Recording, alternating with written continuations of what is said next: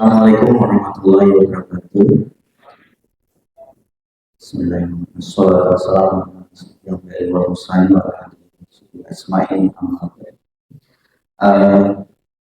Puji dan syukur mari kita panjatkan kehadirat Tuhan Yang Maha Esa atas segala limpahan rahmat yang diberikan kepada kita sehingga pada kesempatan pagi hari ini di dalam acara itikaf ya, yang insya Allah akan berjalan selama 3 hari. Dan pada kesempatan pagi hari ini kita berdiskusi soal ini kan kalau tadi malam Bapak Ibu tentu untuk mengejar malam Lailatul Qadar gitu ya. Tapi kalau ini pagi hari ini kita coba untuk bagaimana salah satu upaya untuk mengejar di dalam kehidupan di dunia untuk mendapatkan hasil dan harapannya itu juga menjadi senjata kita untuk beribadah. Semoga pada kesempatan pagi hari ini tanpa halangan suatu apapun. Amin. Sholawat serta salam tak lupa mari kita aturkan ke junjungan Nabi Agung kita Nabi Muhammad Shallallahu Alaihi Wasallam yang kita nantikan syafaatnya di yaumul akhir. Bapak Ibu yang saya hormati, Bapak-bapak semua yang saya hormati, pada kesempatan pagi hari ini izinkan saya untuk bercerita tentang apa yang saya lakukan, terutama dalam bisnis pertanian dan juga peternakan. Jadi tadi Bapak semua sudah melihat gitu ya, profiling dari apa yang saya kerjakan gitu ya. Saya kira pertanian ini saat ini menjadi isu yang sangat strategis, terutama saat terjadi geopolitik ya Pak. Geopolitik perang Iran, Amerika Serikat dan juga Israel ini sangat berpengaruh sekali. Sekarang harga minyak sudah mulai melambung tinggi. Salah satu yang nanti akan mengikuti adalah sektor pangan. Kenapa? Karena kita masih sangat bergantung pada impor. Nah, kenapa kita bergantung pada impor, Bapak Ibu semua, Bapak-bapak semua? Karena setiap 10 tahun gitu Pak, kita itu kehilangan hampir 2 juta petani Pak.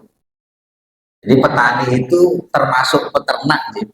Jadi setiap 10 tahun Indonesia itu kehilangan 2 juta petani. Nah itu permasalahannya apa gitu ya? Ya permasalahannya banyak gitu ya. Nah, pertama adalah anak muda atau generasi muda itu tidak tertarik untuk terjun di sektor pertanian. Nah, tidak tertarik itu permasalahannya apa Pak? Pasti karena tidak cuan, pasti karena tidak ada uangnya, untungnya. Gitu. Nah, inilah yang nanti kita akan bedah, Ustaz semuanya. Jadi, kenapa sih petani-petani kita itu atau peternak kita, saya nyebutnya itu peternak rakyat. Kenapa peternak rakyat? Bapak-bapak semua saya nyebutnya karena dia memelihara paling banyak itu paling 20 ekor. Itu pun sudah sangat banyak sekali. Dia pasti kalau cari rumput itu udah seharian gitu ya kalau 20 ekor itu. Nah, terus kalau saya pelihara 1000 ekor itu gimana caranya Mas Rendra gitu ya? Ya caranya jangan ngikutin cara tradisional itu semua. Karena kalau ngikutin cara tradisional ya nggak mungkin bisa. Saya ini tadi dapat cerita Mas Slamet juga lulusan peternakan gitu. Di Unsud ya, Ustaz ya. Nah, nanti tentu Mas Slamet bisa membantu untuk mengkonfirmasi apa yang saya sampaikan ini. Jadi Ustaz semuanya. Jadi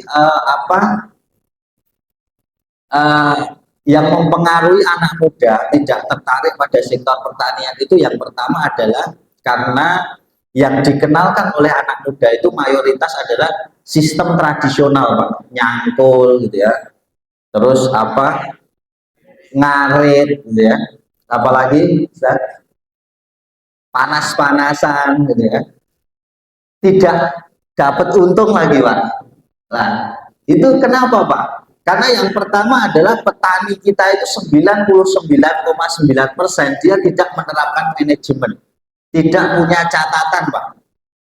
Kalau bapak-bapak nggak percaya silahkan tanya petani di desa masing-masing siapa yang punya catatan dari mulai dia ngolah tanah sampai jadi padi. Siapa yang punya catatan dari beli kambing dari pasar sampai nanti dipanen di Idul Adha, siapa yang punya catatan berapa dia menghabiskan pakan, berapa rumput yang dihabiskan, berapa obat yang dihabiskan. Itu silahkan ditanya, saya jamin 99,9% tidak punya catatan. Nah, itulah yang menjadi problem ustadz-ustadz semua, sehingga apa? Petani kita itu selalu menjadi price taker. Price taker itu penerima harga, Ustaz. Jadi dia itu tidak punya nilai tawar. Karena apa? Karena dia nggak tahu cara menentukan BEP, break even point, karena nggak punya catatan. Nah, cabai itu berapa sih 1 kilonya, break even pointnya, atau daging kambing itu harga pokok produksinya setiap 1 kilo hidup itu berapa lah. Kalau peternak rakyat kan nggak bisa ngitung itu lah. Ya, sekarang kalau mau jual ya tinggal undang tengkulak, tengkulaknya ya sengucap-ngucapnya aja Pak, 300.000 mau nggak, 500.000 mau nggak, itu. Nah itulah yang dilihat oleh petani anak muda atau petani milenial, sehingga mereka tidak tertarik untuk terjun di sektor pertanian.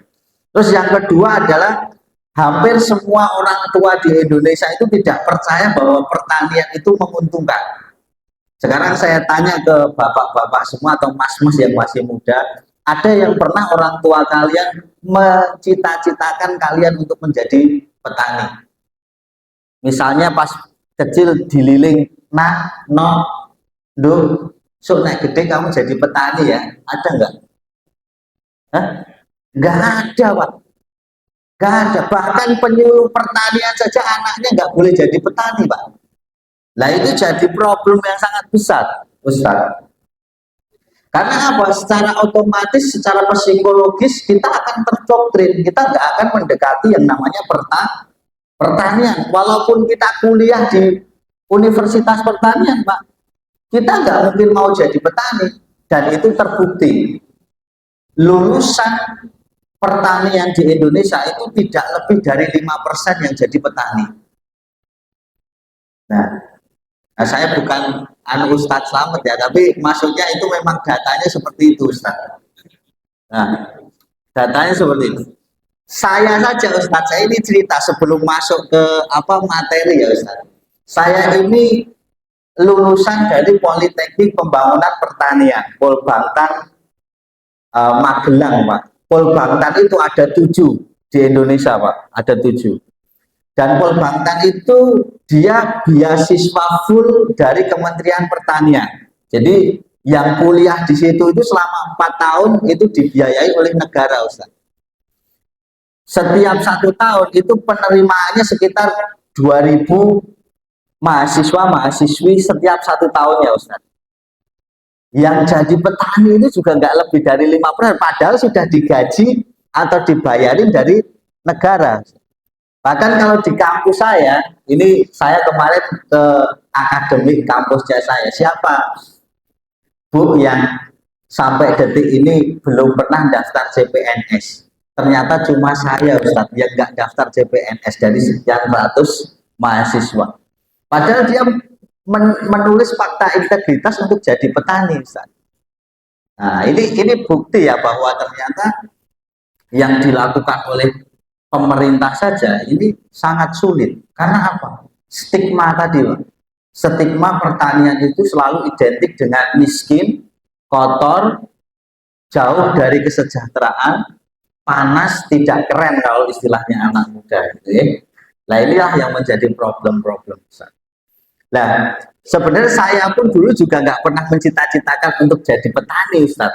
cita-cita saya ya jadi polisi gitu ya. Untung saya pendek jadi nggak bisa jadi polisi gitu ya.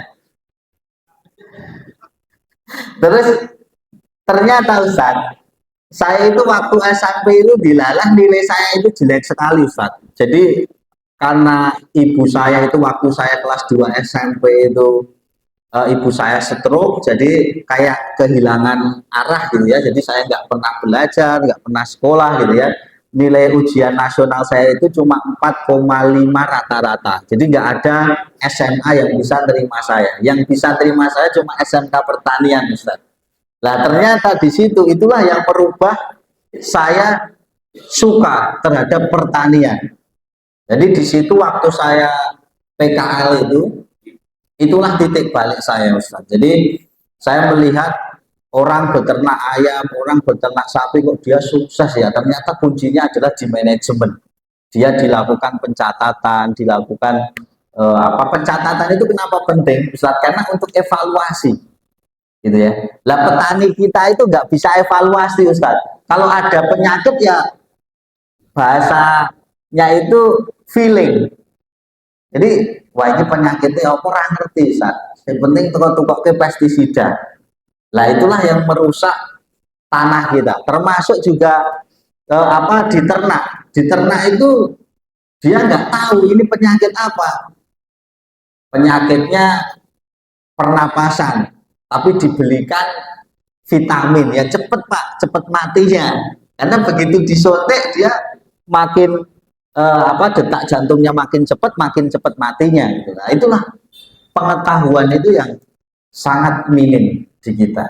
Nah, terus singkat cerita Ustaz, kenapa saya memilih peternakan kambing dan domba? Yang pertama adalah secara agama kita Ustaz, hampir semua nabi itu dia pengembala. Itu yang pertama yang menjadi dasar dari saya beternak. Terus yang kedua adalah mencari keberkahan. Jadi ketika kita pengen berkah gitu ya, itu salah satu yang dilakukan adalah menjadi peternak kambing domba.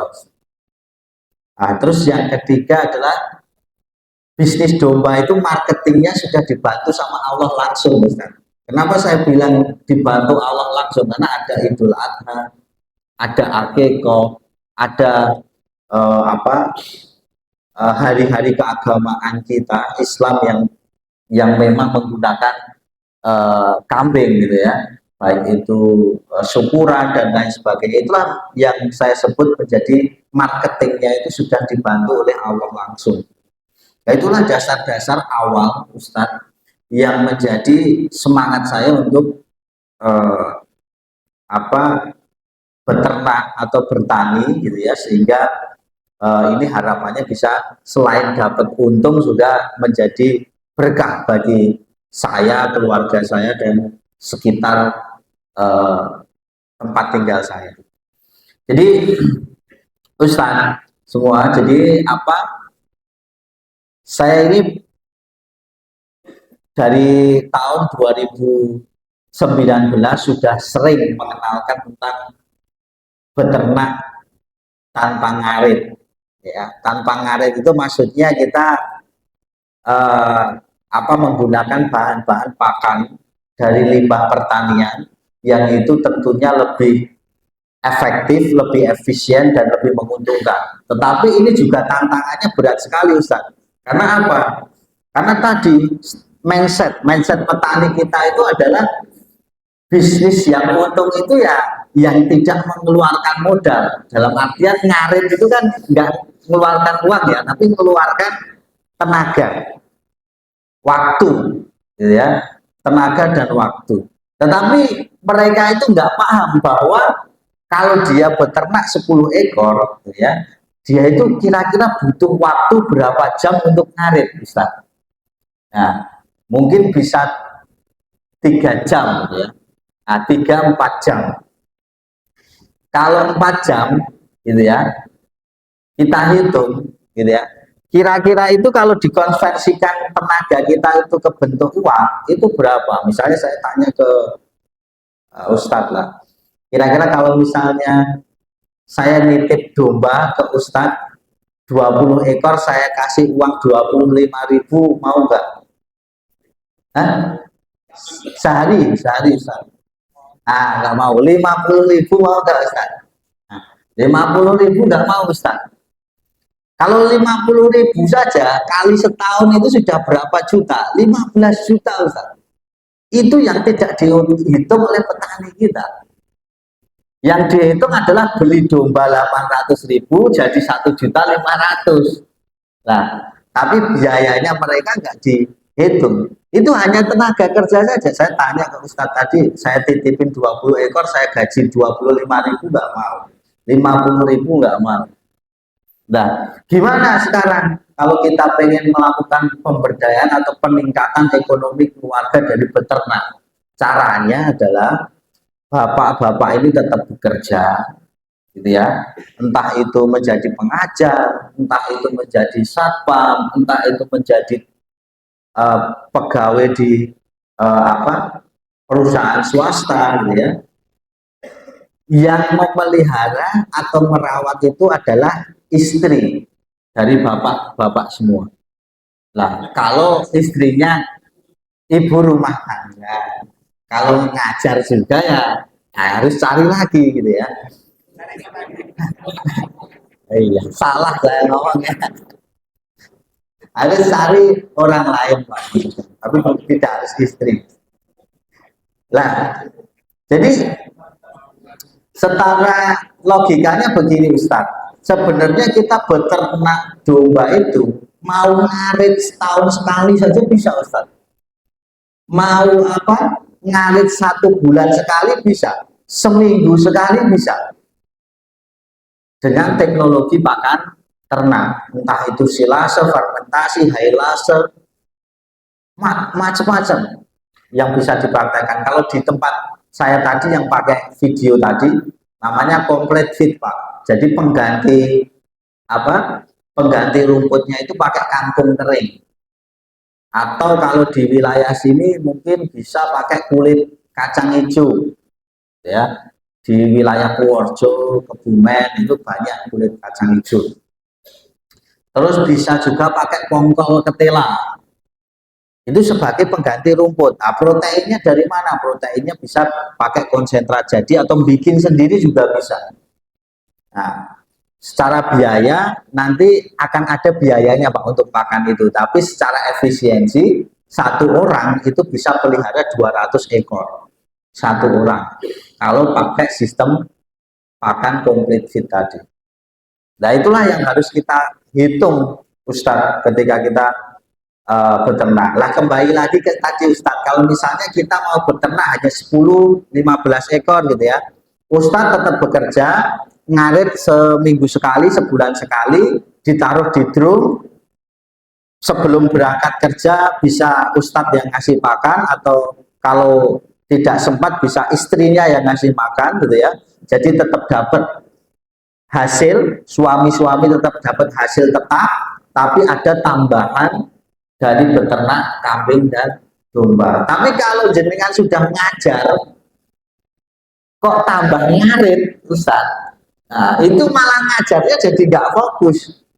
Itu. Kalau misalnya ini saya ibaratkan tukang ojek ini Ustaz. Dia biasanya ngojek 8 jam, dapat 100.000.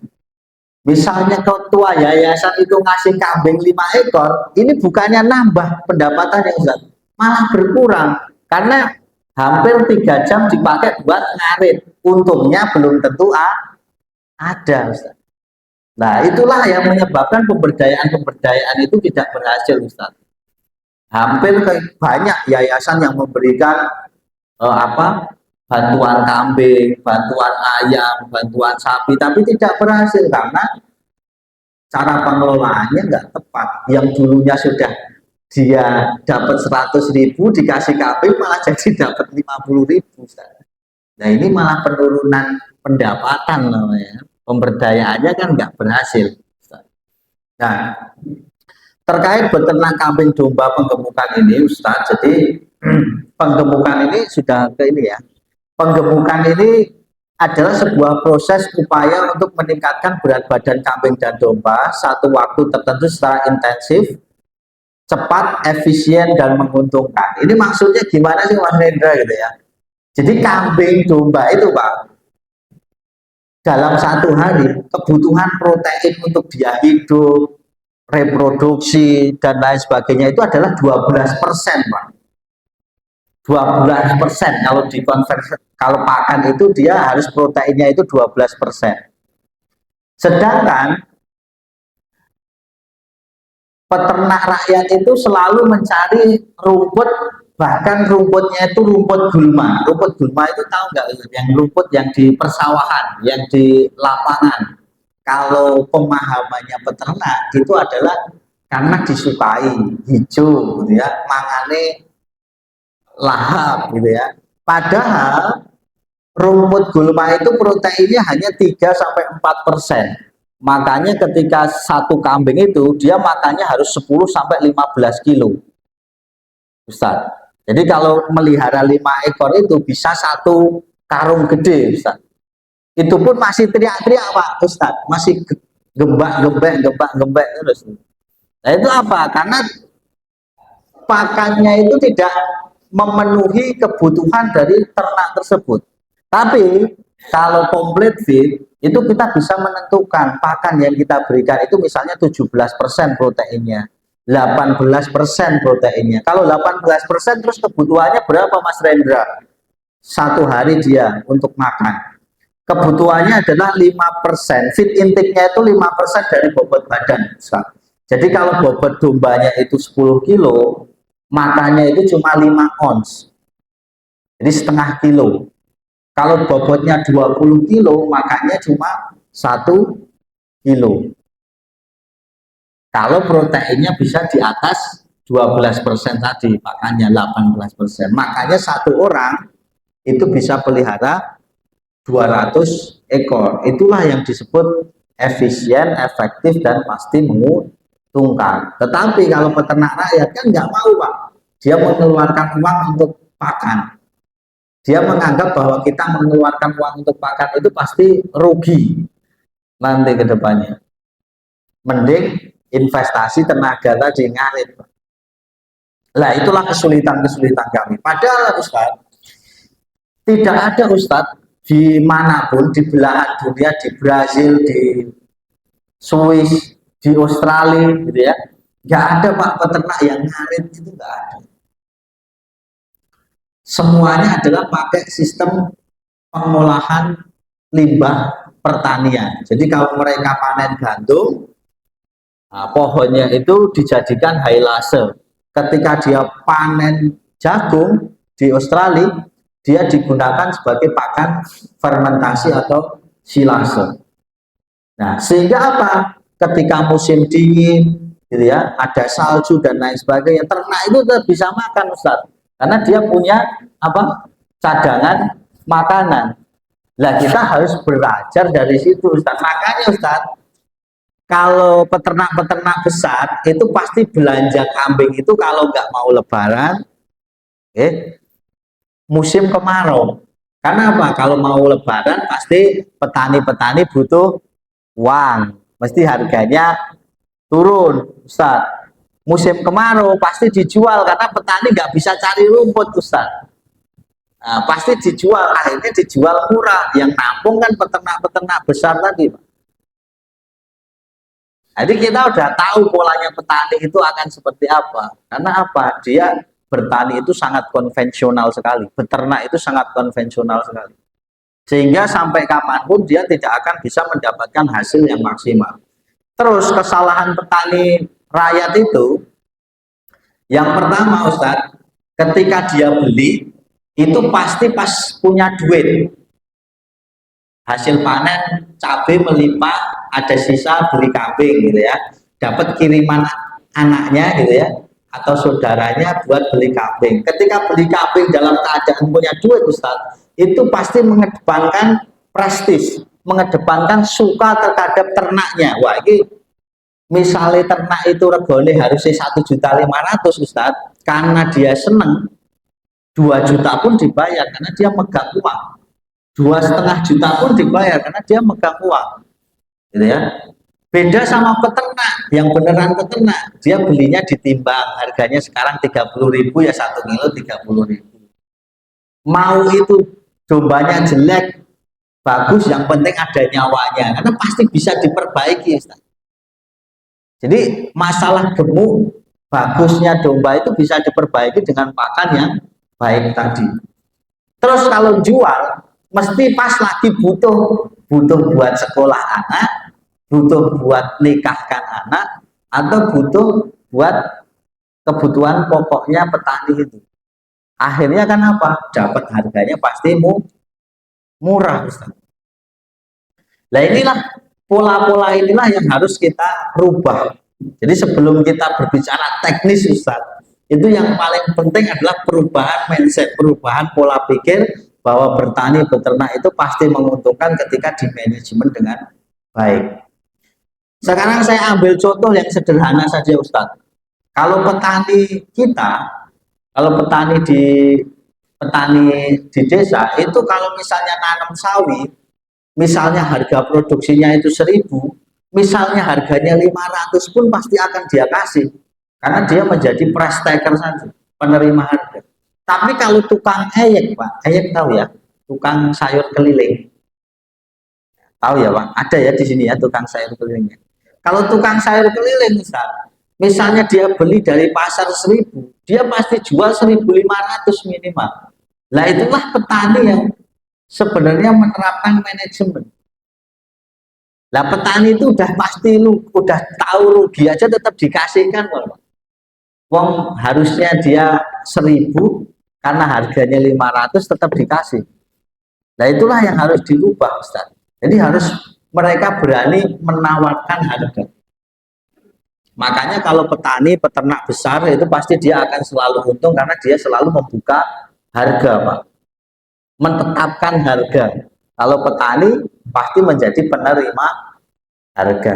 Itulah yang harus kita rubah. Kenapa menjadi penerima harga? Ya kelemahannya karena dia nggak punya catatan tadi, Pak. Catatannya nggak tahu berapa biaya yang mereka keluarkan. Nah, ini Ustadz, kerangka berpikir beternak penggemukan. Jadi ini kerangka berpikir yang saya dapatkan ketika di bangku kuliah. Jadi kalau mau beternak, Ustadz, itu pertama harus punya kandangnya, gitu ya.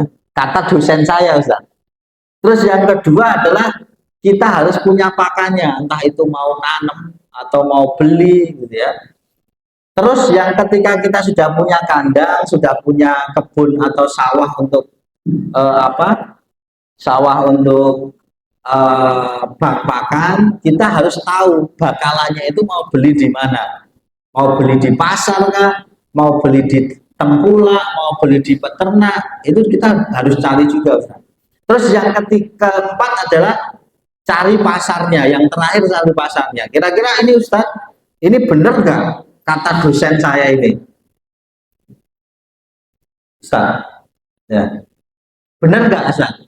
Benar. Nah, ini ada yang benar, ada yang salah, Ustaz. Jadi ini kok kerangka berpikir yang sangat salah, Ustaz. Dan inilah yang hampir 90% peternak itu lakukan.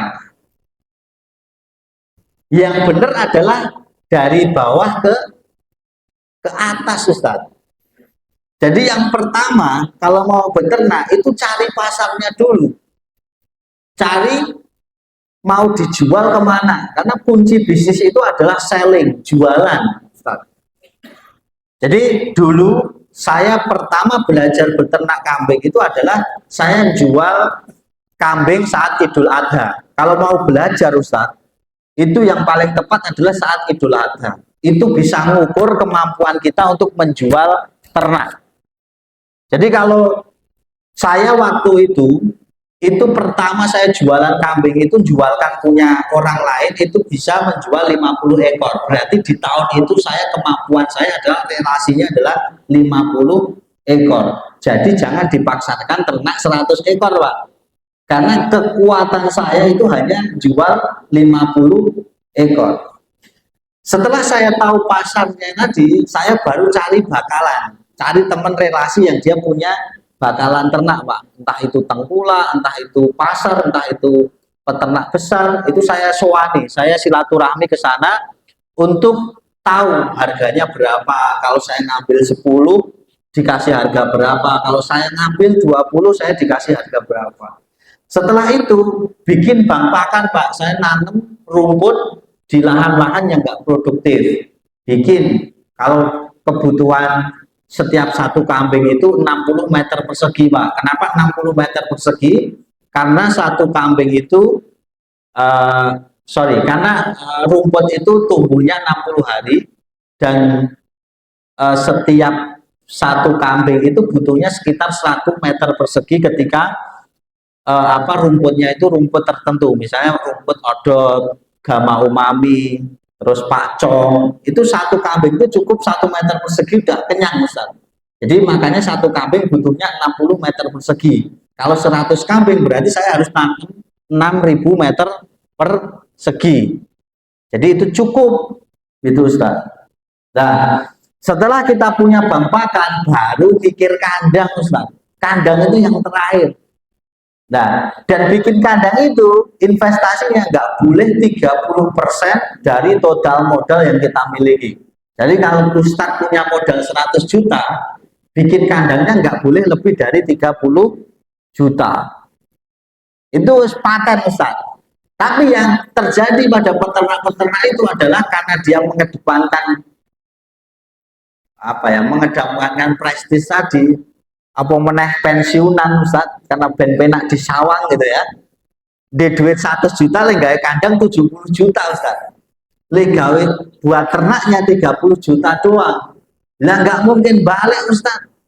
Modalnya untuk investasi tidak bergeraknya. Karena keuntungan domba itu hanya 50 sampai 70 ribu per bulan per ekor. Mau itu ngarit, mau itu pakai komplit feed, segitu, Ustaz, untungnya. Nah, kita harus bisa ngitung itu semua, gitu ya. Jadi itulah yang harus kita pahami. Jadi yang benar gimana, Ustadz, ini ya, dari bawah ke atas, bukan dari atas ke bawah. Kalau ilmu kuliah memang dari atas ke bawah. Jadi kalau pengen beternak itu punya kandang dulu yang penting, gitu ya. Nah, tapi bagi pembisnis itu salah, karena kunci bisnis adalah selling, jualan. Kita sering ya, Pak, menemui ya, bisa bikin produk tapi nggak bisa jual ya, karena konsepnya dari atas ke bawah, Ustaz. Tapi kalau jualan dulu, kita jadi, sekarang kalau Bapak Ibu sering lihat TikTok, afiliator itu nggak punya barang. Dia hanya naruh keranjang kuning di videonya dia, yang ngurus pengiriman, yang punya produk, tapi kita dapat fee dari situ. Nah, itulah yang benar, Ustaz. Jadi nggak punya modal pun, kalau kita punya kemauan, gitu ya, sebenarnya bisa. Saya aja, Ustaz, itu setiap tahun itu punya program namanya pasukan korban. Pasukan korban itu orang yang tergabung di dalam pasukan korban itu kita kasih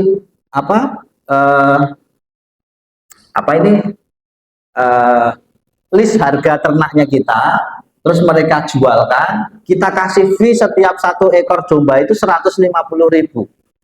Itu fee dari saya, belum kalau dia naikkan harga, misalnya dinaikkan 100.000. Nah, berarti dia bisa dapat 250.000. Nggak perlu modal, yang ngatur pengiriman saya, gitu ya. Jenengan cukup cari pembelinya ini. Nah, itu bisa, gitu ya. Nggak usah jadi peternak pun bisa berbisnis peternakan. Sama, Pak. Besok yang melon ini juga jenengan pasti bisa menjualkan melonnya beliau, gitu ya. Nggak perlu punya greenhouse-nya, Pak. Nah, itu untuk awalnya. Jadi jangan selalu berpikir bahwa ketika kita berbisnis pertanian itu kita harus menjadi pelaku utamanya atau menjadi yang memproduksi dari pertanian itu. Nah, ini yang harus kita pahami. Terus berikutnya adalah Manajemen ternak, Pak. Yang pertama adalah seleksi ternak. Seleksi ternak itu penting sekali, Ustaz. Seleksi bibit, kalau misalnya kita mau nanam alpukat, durian, itu juga penting. Nggak mungkin kita beli bibit durian yang asal-asalan gitu ya. Mungkin 10 tahun baru bisa berbuah. Kita pengennya yang 5 tahun, bahkan 4 tahun bisa berbuah. Beternak pun sama, Ustaz. Saya untuk menghasilkan menghasilkan bibit domba yang bagus, saya rela impor pejantan dari Australia. Satu ekornya itu 35 juta. Satu ekor, Ustaz. Saya waktu itu ngambil 26 ekor itu udah 1 miliar lebih, Ustaz. Hanya untuk pejantan, untuk perbaikan genetik. Nah, pengaruhnya apa, Ustaz? Pengaruhnya misalnya lokal itu naik bobot badannya per bulan hanya 4 kilo, itu bisa 6 kilo karena sudah ada perbaikan genetik dari genetik yang lebih bagus. Tadi kalau di video Bapak lihat di tempat saya itu setiap kambing ada barcode-nya. Nah, tujuannya apa, Ustaz? Ketika saya scan barcode-nya itu udah tahu, Pak, nama kambingnya siapa, umurnya berapa, dia sudah kawin sama siapa, bunting berapa bulan. Nah, nggak ada, Pak, peternak rakyat yang punya data itu. Bahkan ada fotonya satu-satu, Ustaz. Nah, sepenting itu pencatatan. Kalau di Australia, Ustaz, mau beli kambing itu pemerintah udah tahu, ngarahkan kemana itu udah tahu, karena semua petaninya itu dia input data, Pak, dan itu tersentralkan di pemerintah. Jadi di desa, misalnya ini desa apa, Pak? Nah, di desa Sidanegara ada berapa kambing, siapa peternaknya. Kalau di Australia itu tahu, Pak. Kalau di sini, Pak, lurahnya saja nggak tahu berapa jumlah kambing di sini. Jangankan lurah, Pak, kadusnya aja, Pak, nggak tahu. Karena apa? Nggak ada pencatatan. Nah, yang lebih parah lagi, Ustadz, kalau di Indonesia itu kebanyakan kawin inbreeding. Jadi bapak kawin sama anaknya, adik kawin sama kakaknya. Tapi ini kambing ya, Pak, bukan, mohon maaf, bukan orang gitu, kambing. Nah itu nggak boleh, Ustaz.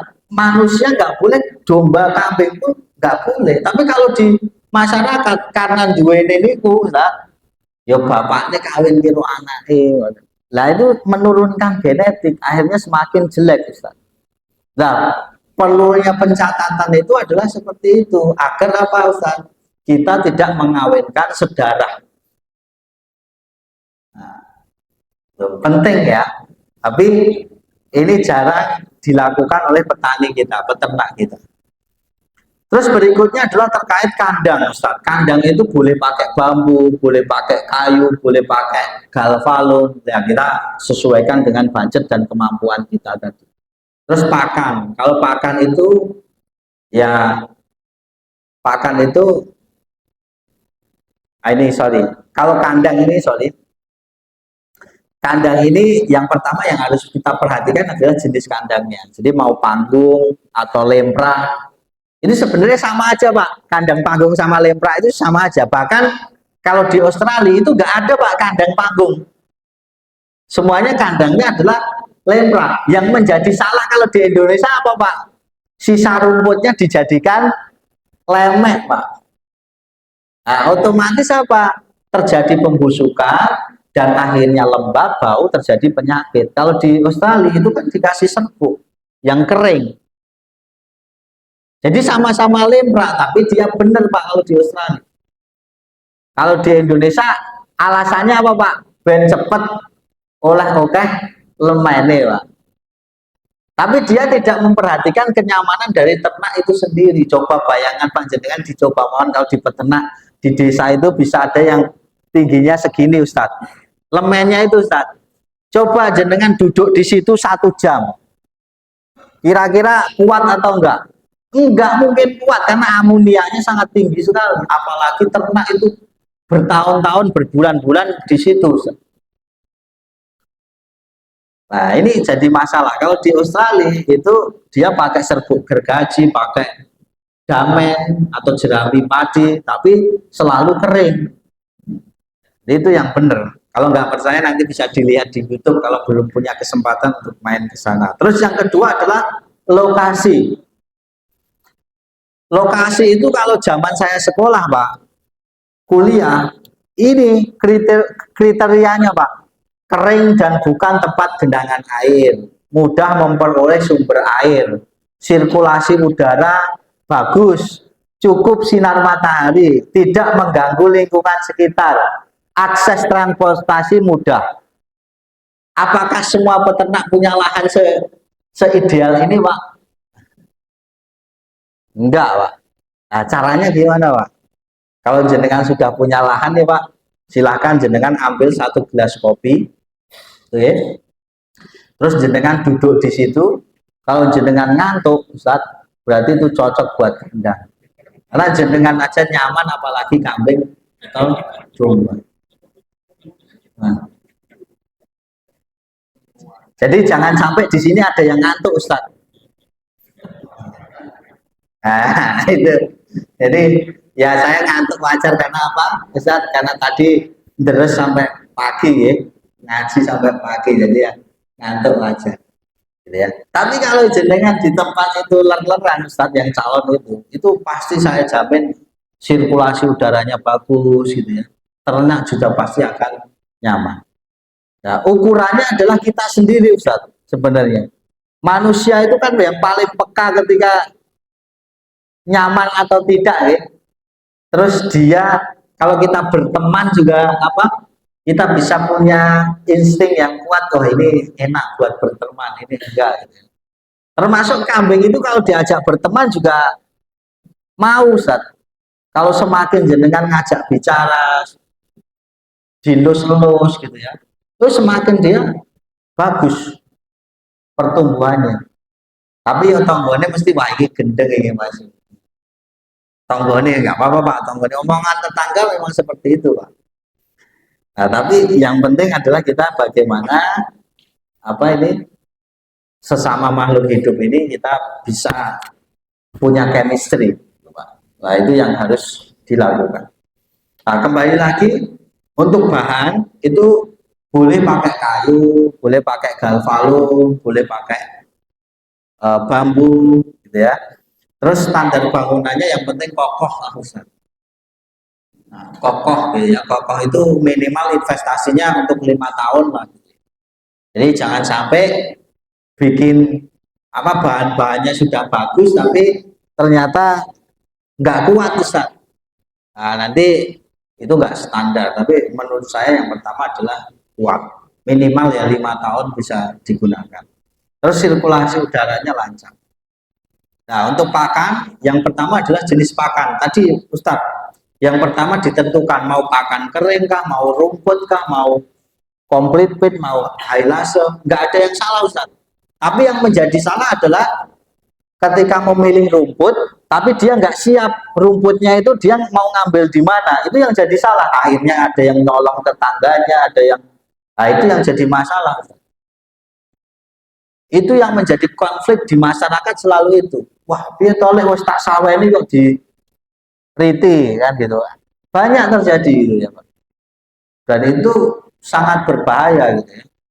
Ya walaupun itu menjadi yang pertama konflik antar tetangga, yang kedua juga keberkahannya kurang deh, bahkan nggak berkah deh yang namanya ngambil punya haknya orang. Tapi itu biasanya karena terpaksa, nggak ada rumput gitu ya, daripada nggak dikasih makan terpaksa ngambil punya orang lain. Itu sebenarnya nggak dibenarkan gitu ya, tapi karena dia harus ngasih makan ternak, itulah yang harus kenapa kita menghitung berapa luas lahan yang harus kita tanam. Bisa dihitung Pak tadi.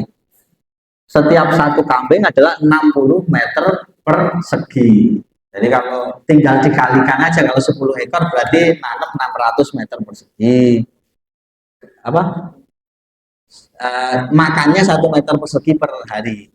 Karena umur rumput itu 60 hari, makanya apa untuk keberlanjutan itu satu kambing harus disediakan 60 meter persegi.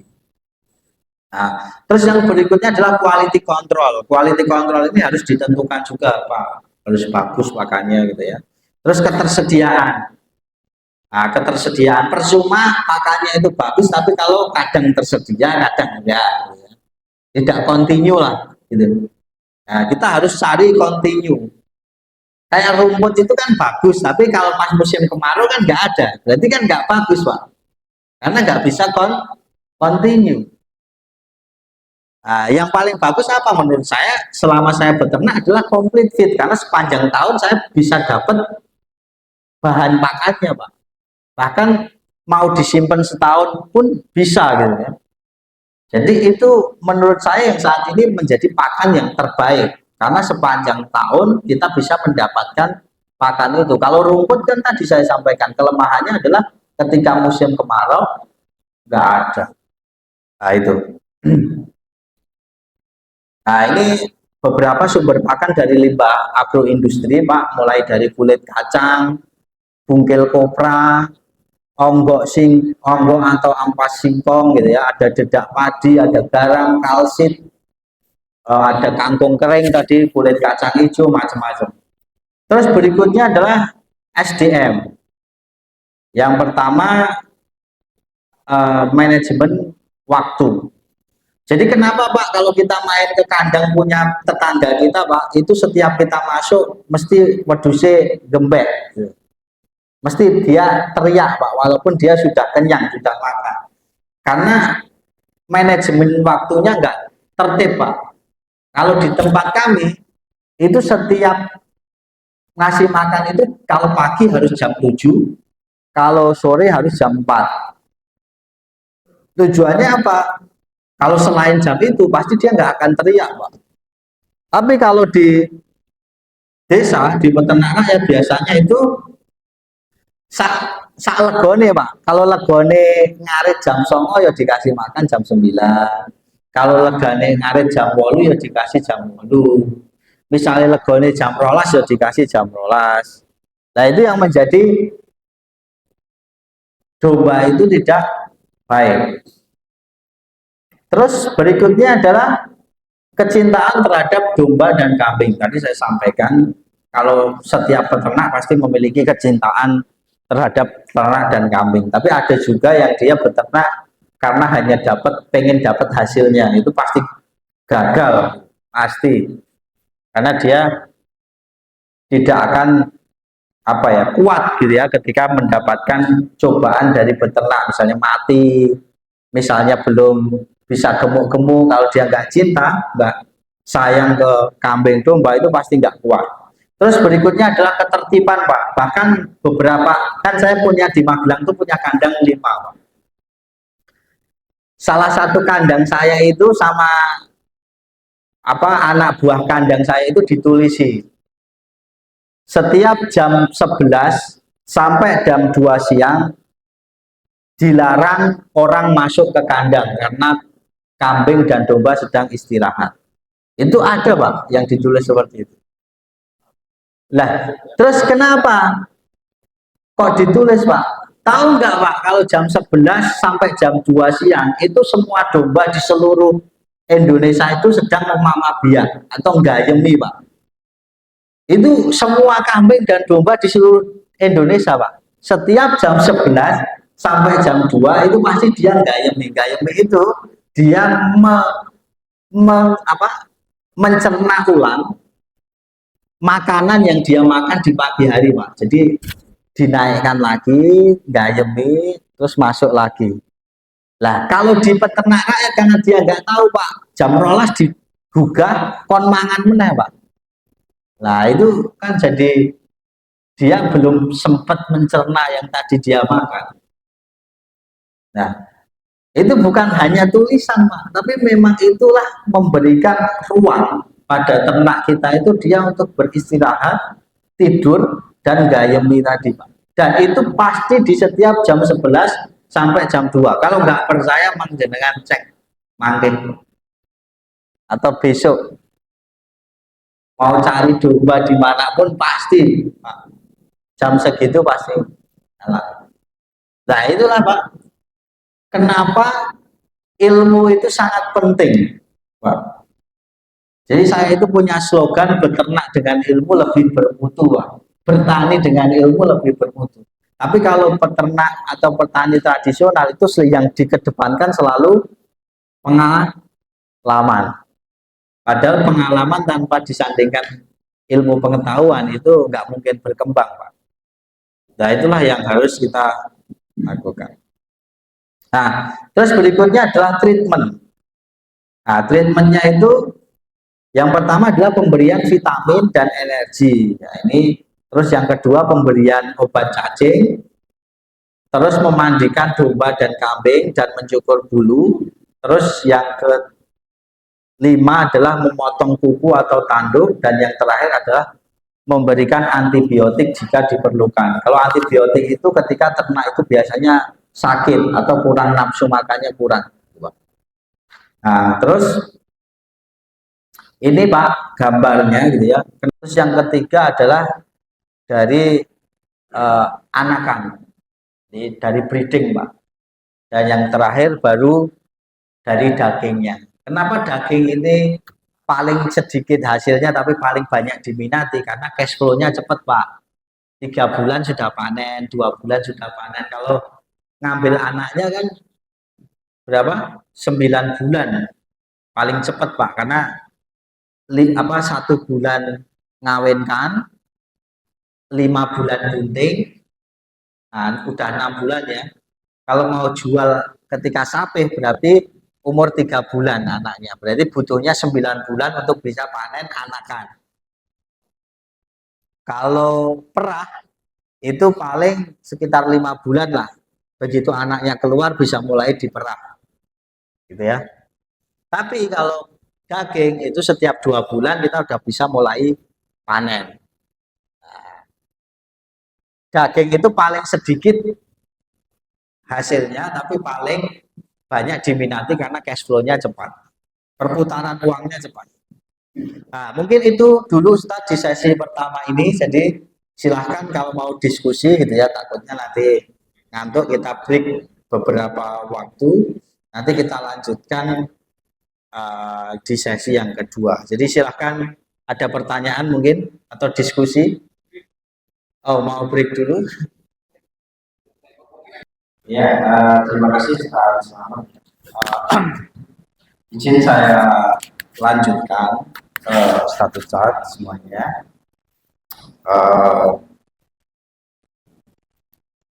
Tadi saya berdiskusi soal penggemukan ya, atau fattening gitu ya. Selanjutnya adalah ini kita diskusi soal yang biasa dilakukan oleh peternak di desa, yaitu breeding atau pengembangbiakan. Jadi saya kira ini nanti bisa menjadi acuan atau pengetahuan tambahan gitu ya bagi Ustadz semuanya yang ada di sini, sehingga nanti ketika ingin memulai bisnis peternakan kambing dan domba khususnya untuk fattening ini, ada beberapa ilmu yang sudah dimiliki gitu ya. Jadi kalau breeding ini berbeda teman-teman atau bapak-bapak semuanya dengan fattening tadi. Jadi kalau fattening itu kita adalah suatu upaya untuk beternak dengan efisien, cepat, menguntungkan ya.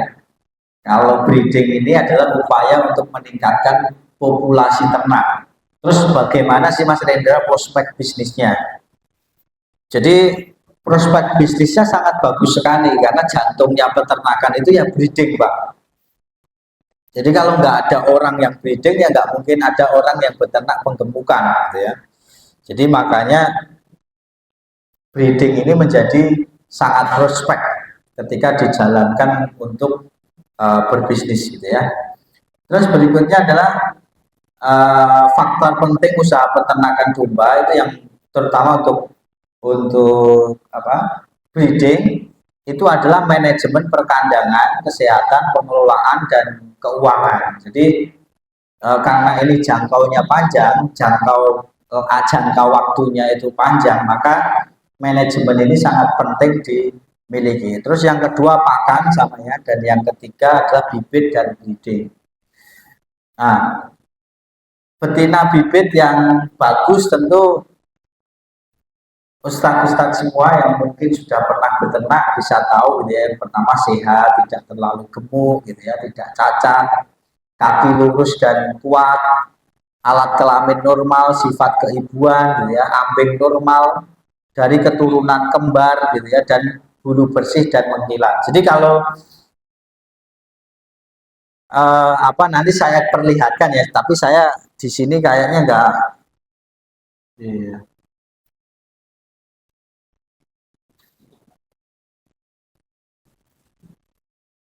Nah ini sebelum sebelum saya lanjut ke materi, Pak. Nah ini sangat pentingnya recording, sudah bisa terlihat ya. Ada mic. Tadi mana mic-nya? Oh ya.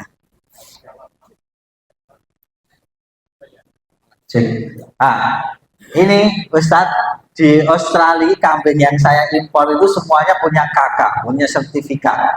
Nah ini ada AirTag setiap peternakan di sana. Jadi kambing itu ada antingnya, itu ada nomornya ini 8439. Tanggal lahirnya itu kambingnya itu lahir tanggal 30 bulan 3 tahun 2023. Berarti sekarang umurnya 3 tahun ya. Terus breeder vlognya nomornya ini. Terus nama breedernya itu nama peternakannya Pak. Itu namanya Triple Dorper Stud. Nah, misalnya Slamet Farm gitu ya, Ustadz Slamet Farm gitu ya. Ini breeder name-nya itu namanya. Terus ekspor tag ini ketika diekspor, misalnya dikirim ke Indonesia itu harus ada AirTag lagi, ya. Itu nama apa ekspor tagnya jadi YE mana? YE 18439. Nah ini yang menarik Pak. Di sini nak breednya Dorper full blood, terus secara kelaminnya betina, terus tipe ininya twin, kelahirannya twin. Jadi dia lahir dari domba lahir ada kembarannya. Nah, kenapa kita pilih yang twin? Karena ada kemungkinan nanti ketika dia beranak juga beranak dua. Lah kalau di Indonesia kan model dukun Pak. Nah kira-kira tidak ada track record yang jelas. Kalau di Australia kita bisa milih Mas. Oh yang twin, triple tuh beranak 3, atau ada yang single tuh beranak 1 gitu ya. Jadi ini ternaknya, bapaknya ini, induknya ini. Terus nanti kalau ini punya anak, nanti ditambah lagi di sini ada pejantannya. Terus nanti keluar anak namanya siapa atau kodenya berapa. Jadi itu Pak, di Australia udah setiap satu domba lo punya ini Pak. Jadi kalau dombanya ada 10.000 berarti ada 10.000 sertifikat. Nah, itu luar biasanya di Australia Pak. Kalau di kita Pak, itu anaknya siapa nggak tahu Pak. Kambingnya loh Pak. Kambing domba anaknya siapa nggak tahu. Maksudnya anak dari pejantan yang mana, betina yang mana, ini. Nah ini sangat berguna sekali Pak, apalagi untuk kita perbaikan genetik. Penting sekali. Nah ini ada yang twin. Nah ini twin beranak 2 juga, gitu ya. Ada yang single. Gitu. Mating type itu cara perkawinannya ya, itu natural. Ada juga yang nggak natural tuh di kawin suntik gitu ya. Nah ini ada yang triplet Pak, triple. Nah, triple itu berarti dia dulu sejarahnya dia beranak tiga kembar, tiga bersaudara. Nah itu seperti itu Pak. Ini kan triplet, nah, triple. Nah ini penting sekali Bapak semua bahwa recording ini menjadi hal yang sangat mutlak untuk kita miliki.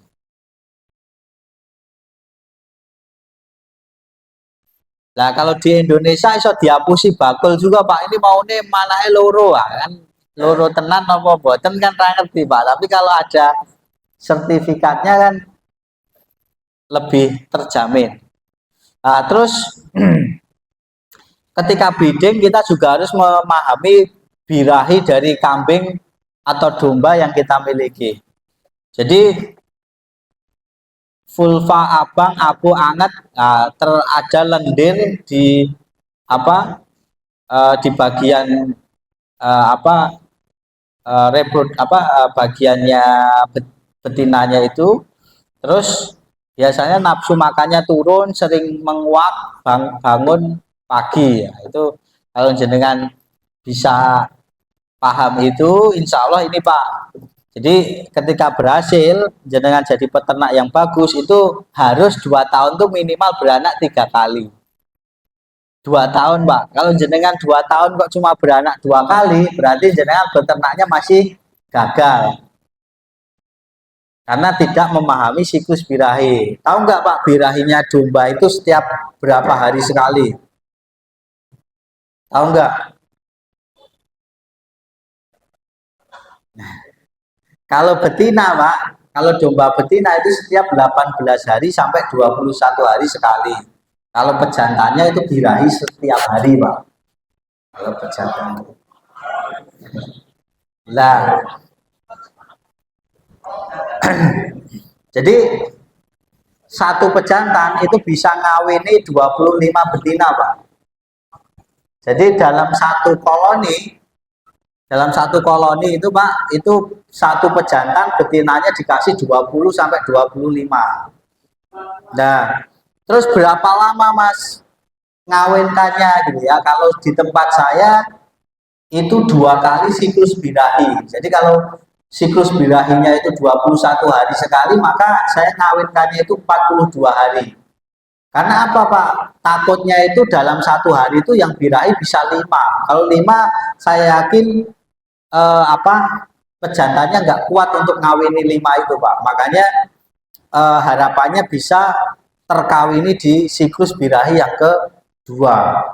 Jadi selama 42 hari, insya Allah keberhasilannya di atas 80%. Nah, terus apa yang paling bagus itu ketika terjadi birahi baru mau dikawinkan atau di koloni saja. Menurut saya yang paling bagus tetap di koloni Pak, karena sepinter-pinternya kita mendeteksi birahi, yang paling pinter tetap kambing jantan Pak. Tetap lebih pinter wedhus lanang dibandingkan kita sebagai peternak gitu ya. Jadi dia akan tahu puncak birahi betina itu kapan itu. Kalau domba jantan itu tahu. Makanya ketika dia mau mengawini pasti dia menjilati urin dari betinanya. Itu adalah untuk mendeteksi, salah satunya adalah tingkat birahi dari betina itu. Nah, jadi tahu ya Pak, ketika betina kencing gitu pejantannya bahkan jilati ya, itu karena untuk salah naluri ya. Ya itu, mohon maaf ya Pak, kita ngomong itu karena ini peternakan memang harus memahami itu gitu ya.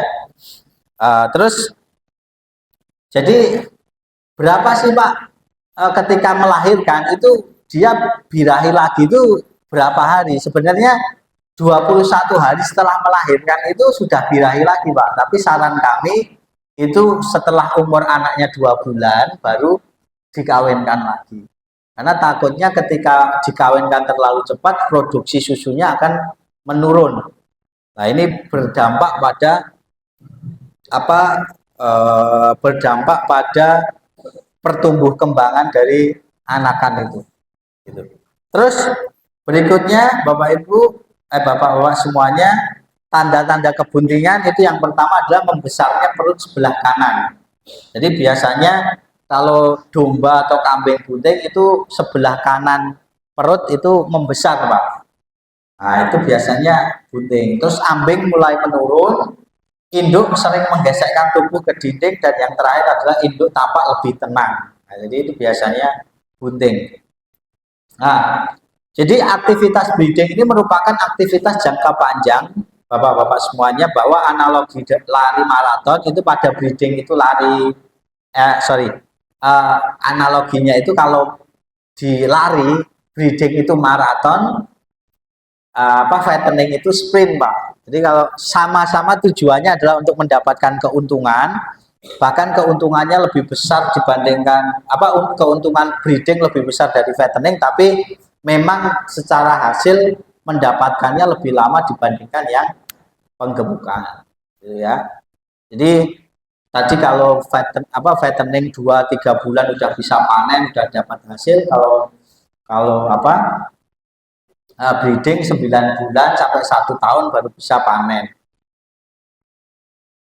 Nah, masalah yang sering ditemui dalam breeding itu yang pertama adalah tingkat produktivitas atau kebuntingan induk yang kecil atau tidak optimal. Jadi biasanya domba terlalu gemuk kalau di betina juga berpengaruh pada produktivitas. Jadi biasanya mandul, Pak. Nah, majer itu salah satu penyebabnya bisa karena terlalu gemuk, Pak.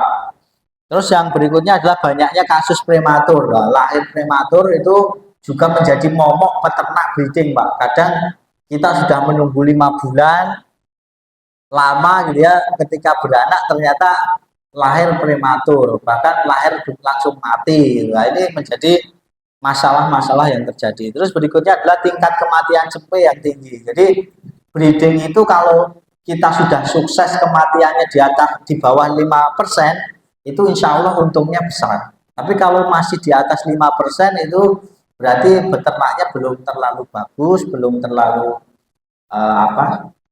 dan ini spiritualnya juga menurut saya sangat berpengaruh, Pak. Kalau mendekat kepada Allahnya itu dekat, ya insya Allah tidak diberikan cobaan-cobaan yang berat ini, ternaknya mati ini gitu ya. Karena memang betul-betul ini hubungan dengan Allahnya sangat erat ini ya, karena kita nggak tahu ini bakal beranak berapa, bakal begitu beranak bakal hidup atau mati gitu ya. Kalau breeding kan, kalau fattening kan ketika kita beli bibitnya sehat gitu ya, dia udah adaptasi makan, insya Allah pasti di atas pasti di bawah 3% kematiannya. Tapi kalau breeding ini susah sekali, Pak. Kadang lahirnya normal gara-gara jenengan ngantuk, ketiduran,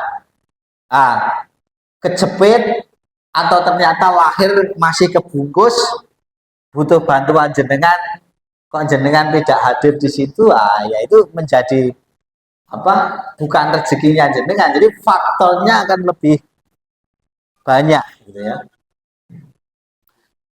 Perhatikan menjadi ekstra apabila yang pertama anak domba itu kembar 2 atau kembar 3. Jadi kalau kembar 2 sih biasanya masih mampu ya indukannya, tapi kalau kembar 3 itu biasanya kekurangan, salah satunya pasti kekurangan susu, itu harus kita bantu.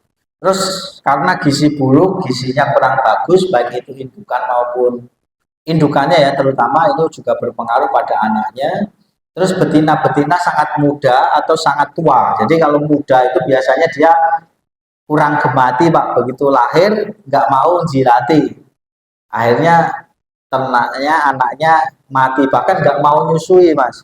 Tapi kalau terlalu tua biasanya dia lumpuh karena kalsiumnya kurang, mineralnya kurang. Begitu bunting mau lahiran dia ambruk. Pernah nemuin atau belum yang beternak? Belum ya. Terus anak domba dilahirkan sebelum waktunya. Terus anak domba menderita hipoksia berat selama kelahiran.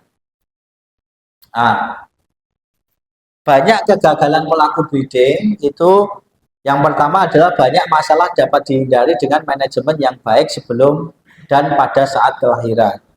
Dan yang kedua adalah kita paham domba mana yang paling membutuhkan perhatian kita saat sedang lahir atau dia itu kembar 2, kembar 3, itu berarti dia butuh bantuannya kita. Nah ini kalau contoh kandangnya Pak, yang terbaik sebenarnya adalah yang semi umbaran. Kalau apa? Kalau breeding ini harus ada umbarannya. Kenapa? Karena ketika dalam kondisi bunting, Pak, itu dia butuh jalan-jalan untuk dia exercise sehingga apa dalam proses kelahiran itu menjadi lebih mudah. Kayak ibu hamil lah Pak, ibu hamil itu kan apa diminta untuk jalan-jalan agar nanti ketika terjadi pembukaan, terjadi apa kelahiran itu lebih mudah dibandingkan yang dia tidak pernah jalan-jalan. Sama Pak, kambing domba juga perlu apa exercise atau ada jalan-jalan. Nah kalau pakan breeding untuk di Cipta Visi Farm itu yang pakan basah itu kita pakai ampas tahu, ketela sama kangkung kering. Terus kalau yang pakan fermentasi itu kita pakai tepung jagung dan tambahan konsentrat Bapak Ibu. Nah, untuk bahannya ini 85 kilo pohon jagung, 15 kilo konsentrat, 1 ons super oligo atau EM4, 2 ons gula semut atau gula jawa atau pakai mulase Pak. Jadi itu bahannya. Terus bagaimana cara buatnya Mas Rendra gitu ya.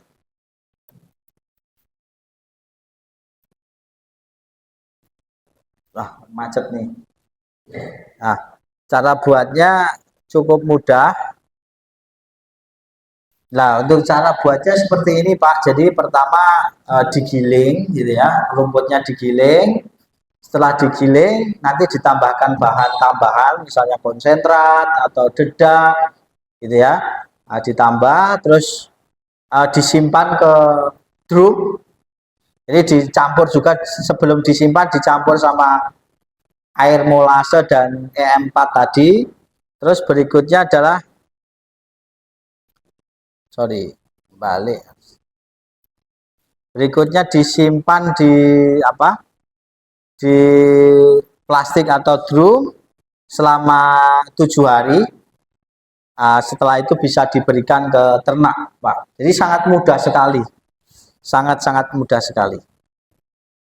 Nah, pakan ternak itu untuk kebutuhan harian agar ternak dapat hidup untuk produksi, tumbuh besar, gemuk, menghasilkan daging, menghasilkan susu. Untuk reproduksi itu kira-kira 10% dari berat badan kalau untuk hijauan. Tidak semua hijauan dimakan karena itu perlu nutrisi lain yang harus disediakan. Jadi perlu konsentrat, dedak, dan lain sebagainya. Nah ini Pak, untuk breeding itu pemberian hijauannya ini kalau anak lepas sapi itu 60% rumput, daun-daunnya 40%, dedak padi atau konsentratnya 1 ons. Terus kalau menyusui itu 50% rumput, daun-daunnya 50%, dedak padinya atau konsentratnya 3 ons. Kalau kondisi bunting 60% rumput, daun-daunnya 40%, terus konsentrat atau dedaknya 4 ons. Kalau dewasa itu 75% rumput, 25% daun-daunan, 4 ons itu konsentrat atau dedak. Jadi seperti itu Pak. Halo. Nah, jadi ini target usaha saya ke depan. Itu yang pertama adalah peternakan edukasi, usaha dari hulu ke hilir, meningkatkan populasi dan kualitas. Jadi sekarang punya 1.100 ekor, harapannya bisa terus. Jadi kalau punya breeding itu Pak, kalau mau ternak breeding Pak, kalau pengen setiap hari beranak 1, itu kita harus punya domba 368 ekor Pak. Itu baru bisa setiap hari beranak 1. Nah, kalau pengen beranak 10 setiap hari berarti harus punya 3.680 ekor Pak. Kalau pengen setiap hari beranak 100 ekor berarti harus punya 36.800 ekor, Pak. Itu setiap hari beranak 100 ekor. Lah, itu mau pilih yang mana, Pak? Nah, nanti silahkan. Kalau punya 10 ya beranaknya sebulan sekali aja nggak bisa ya. Jadi itu. Jadi makanya kalau di Australia, Pak, itu setiap hari pasti ada kelahiran karena ternaknya jumlahnya banyak. Nah, jadi seperti itu, Pak. Kalau kita mendetailkan ilmu pengetahuan tambah dibarengi dengan ikhtiar, gitu ya, Pak, dibarengi dengan belajar, insya Allah ya nanti panjenengan sedaya bisa mendapatkan hasil yang maksimal, baik itu dalam usaha pertanian maupun dalam usaha-usaha yang lain. Jadi mungkin itu, Pak, yang bisa saya sampaikan. Sebelum saya akhiri, mungkin kita bisa berdiskusi atau ada pertanyaan, monggo. Terima kasih.